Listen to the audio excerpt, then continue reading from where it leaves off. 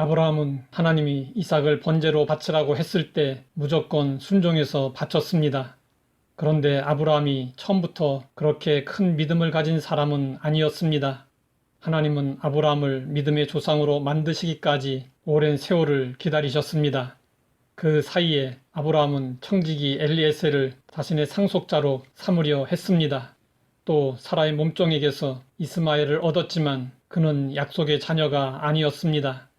아브라함이 약속의 아들인 이삭을 얻기 1년 전 하나님은 사람의 모습으로 아브라함을 찾아오셔서 말씀하셨습니다.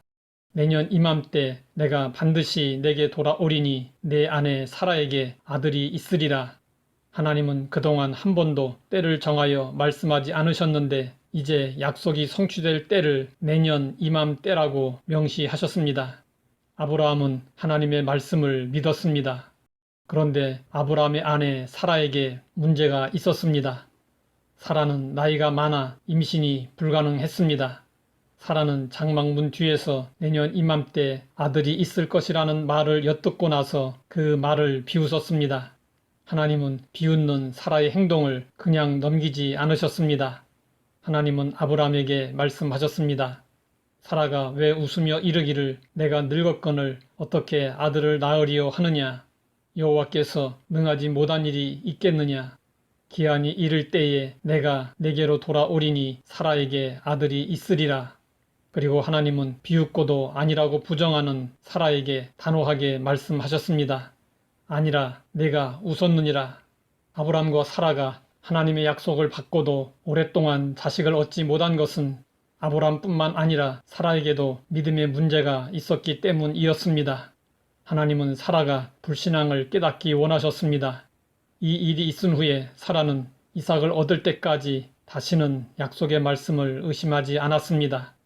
약속을 믿은 사라는 믿음으로 잉태할 수 있는 힘을 얻었습니다. 아브라함은 약속을 이루기까지 무려 25년의 세월을 보내야 했습니다. 이삭을 번제로 드리는 시험을 통과하기까지 그 세월을 계산해보면 적어도 40년 이상 하나님은 아브라함을 연단하여 마침내 그를 믿음의 조상으로 세우셨습니다. 아브라함만 믿음의 연단을 받은 것이 아닙니다. 하나님의 사람들은 모두 오랜 세월 동안 믿음의 연단을 받았습니다. 요셉은 하나님이 주신 꿈을 이루는 과정에서 13년 동안 인생의 내리막길을 걸었습니다.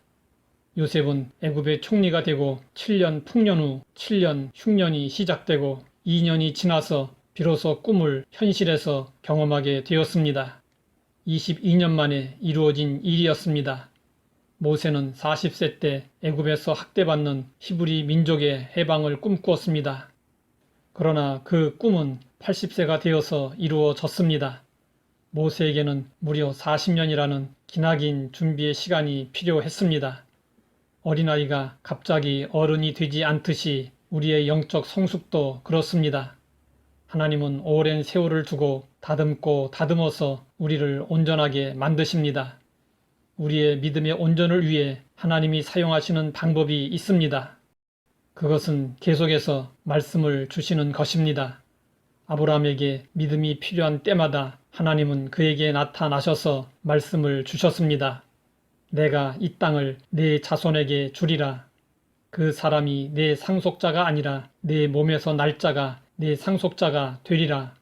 내 아내 사라가 내게 아들을 낳으리니 내년 이맘때 내가 반드시 내게 돌아오리니 내 아내 사라에게 아들이 있으리라. 이렇게 하나님은 아브라함에게 끊임없이 약속의 말씀을 주셨습니다. 하나님은 말씀으로 우리를 믿도록 하십니다. 말씀이 믿음을 갖게 합니다. 그러므로 말씀이 우리의 생각을 압도하기까지 우리는 말씀으로 충만히 채워야 합니다.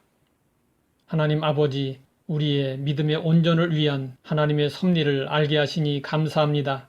비록 더딜지라도 약속의 말씀을 붙잡고 인내함으로 믿음의 온전을 이루게 하옵소서. 예수님의 이름으로 기도드립니다.